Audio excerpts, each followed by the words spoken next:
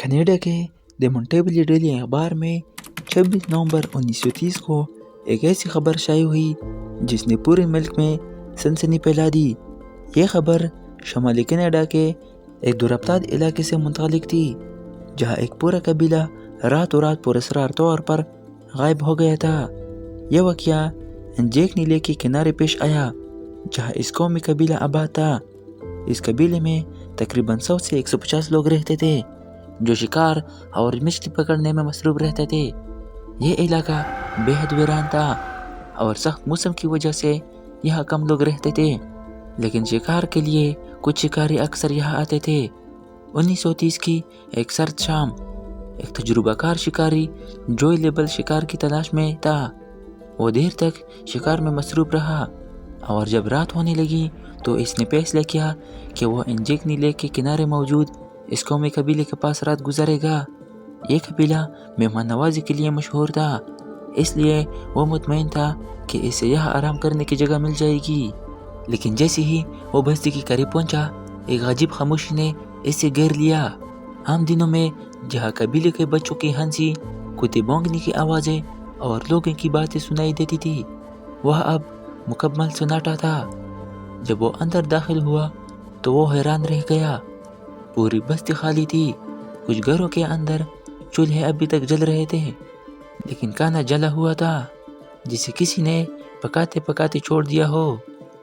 سلائی کے کچھ کپڑے ادھورے چھوڑے گئے تھے، سوئی میں دھاگا پھنسا ہوا تھا جیسے کسی کو اچانک جانا پڑا ہو۔ قبیلے کے کتے بھوکے پیاسے بندھے ہوئے تھے، لیکن کسی نے انہیں کھانا نہیں دیا تھا۔ الن کے کھانا وہاں موجود تھا۔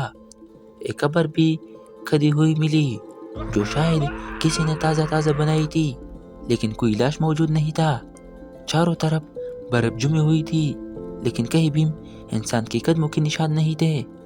جو سب سے زیادہ عجیب بات تھی، جوئی لیبل خوفزدہ ہو گیا اور جلدی سے قریبی ٹیلی گراف آفس پہنچا، جہاں اس نے رائل کینیڈین ماؤنٹین پولیس کو اس واقعے کی اطلاع دی۔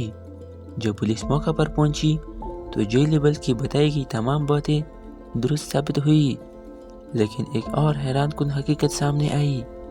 برف پر کسی بھی انسان کے قدموں کے نشانے نہیں تھے، صرف جوئی لیبل کے قدموں کے نشان موجود تھے، جس کا مطلب تھا کہ اگر قبیلے کے لوگ کہیں گئے تو وہ کسی عام راستے سے نہیں گئے۔ جیل پر بھی مکمل برف جمی ہوئی تھی، یعنی اگر وہ کوئی کشتی میں فرار ہوتا تو برف پر اس کے نشان ہونے چاہیے تھے، مگر ایسا کچھ بھی نہیں تھا۔ یہ واقعہ کئی دہائیوں تک ایک معمہ بنا رہا۔ 1984 میں روگر بور اور نیگل بلینڈل نامی مصنفین نے ایک مضمون لکھا جس میں انہوں نے اس پورے معمے کو ایلین کے ساتھ جوڑنے کی کوشش کی۔ انہوں نے دعویٰ کیا کہ جب وہ انجیک نیلے کے قریب تحقیق کے لیے گئے تو ایک مقامی شکاری نے انہیں بتایا کہ اس نے کئی بار آسمان میں عجیب و غریب اڑنے والی چیزیں دیکھی ہیں جو سیدھا بستی کی طرف جاتی تھی۔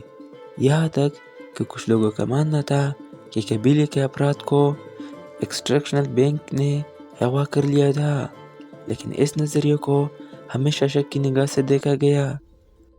یہ واقعہ تقریباً 100 سال کو قریب ہے، لیکن آج تک کوئی نہیں جان سکا کہ انجیک نیلے کے وہ لوگ کہاں گئے، کہ یہ کوئی قدرتی آفت تھی، کیا کسی دشمن قبیلے نے حملہ کیا، یا واقعہ کوئی غیر معمولی طاقت نے انہیں اٹھا دیا۔